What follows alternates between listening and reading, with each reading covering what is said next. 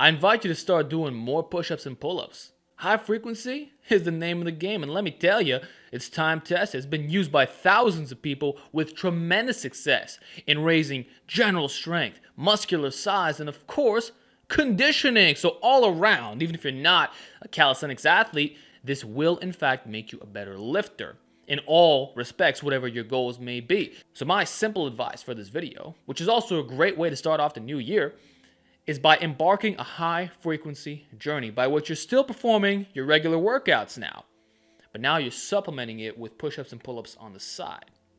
The best way to do it is by using the highest amount of volume that still allows you to recover. Let me rephrase that.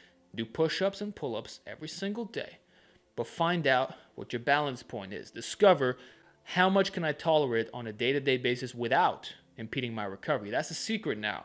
We're trying to stimulate, not annihilate. And for that reason, I'm also going to recommend that you don't go to complete failure. So if you're doing something like a 4 sets of 25, and maybe you could have gotten more than 100 reps total, maybe 120, I say don't go for it. Stick to 100 reps, leave it at that, okay? And if you have to rest longer between your sets, do that as well. You don't have to be resting 30 seconds between each set. If it has to be 2 minutes, go ahead. The goal is not to burn out. The goal is to get additional repetitions on a day-to-day basis so you can increase your work capacity, increase the total amount of workload that you're doing on a weekly, monthly, yearly basis, all right? Now, a lot of guys, when you first start doing this, it might negatively impact your performance because you're overdoing it or you're simply not used to the activity. But once you get into the habit, you'll find that it's just like a mini home workout. It doesn't impede your recovery. It actually promotes it in many cases. For the example of push-ups, your body is moving through space. You're working the serratus. Is different from a bench press where you're completely stationary. On top of that, you don't have to worry about those super narrow benches that tend to cause discomfort. So the push-ups can actually be beneficial in rejuvenating the shoulder area. And I would even say that high volume will build up the connective tissue. In regards to pull-ups, again, great for shoulder health, great for back health. A lot of guys aren't doing enough vertical pulls, and it's going to make you strong as hell, period. I've already established that pull-ups have carryover to multiple different things. They're one of the best bodybuilding movements of all time. If you just did bodyweight pull-ups, you'd be just fine. So when you combine this combination, which is time tested, you will reap the rewards. So the secret is to stimulate, not annihilate, and do this on a frequent basis, okay? But please don't destroy yourself and slowly work up the repetitions, all right? So if you're only able to do 50 push-ups a day, start with that. Don't think that you have to do like 500 a day, okay? Use the highest amount that you can get away with and build from there. So if your starting point is 50, go with that. Hell, if it's got to be 10 push-ups a day, go ahead, man. That's 70 push-ups a week. And one thing that I can say is to do it when you feel bored, okay? So let's say you're watching a YouTube video and a freaking advertisement pops up, and it's a long one, do a set of push-ups. Or let's say a video is buffering, do a set of push-ups. Let's say you got to get yourself a glass of water, okay? You leave, you get up, okay, you enter your room again, get on that pull-up bar. Start doing the same thing, okay? Whenever you have the opportunity to do these exercises, go ahead. Another method is to actually time it. So every single hour, you do 10 push-ups. Think about what you're doing at the end of the day, okay? Same thing for the pull-ups. A lot of guys, they can do a lot in one set, but it's the sets that proceed after that point which become more difficult because now the fatigue is kicking in.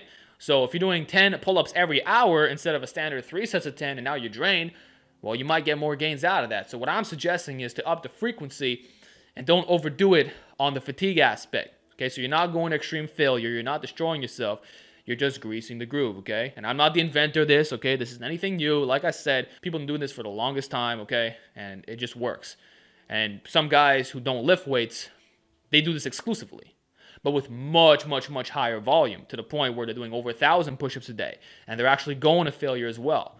Another thing, too, that I could tell you is that you should mix up the variations. So don't just do the regular push-up. Do the diamond, do the clap. Use different variations. Again, as long as you're stimulating, not annihilating, you're going to be good to go. Pull-ups, you could do chin-ups, you could do wide grip, neutral.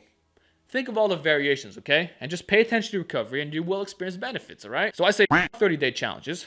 Push us even higher. Do it for as many months as you can possibly tolerate. Again, if this is a mini home workout, it's not a true workout, it's only going to benefit you, in my opinion. Now, if you're running like a high-frequency pressing system, well, maybe this can be problematic in a sense, you know? It depends what program you're using, but that's why I'm saying you got to find out what's your tolerable volume. It's 10 push-ups a day, so be it.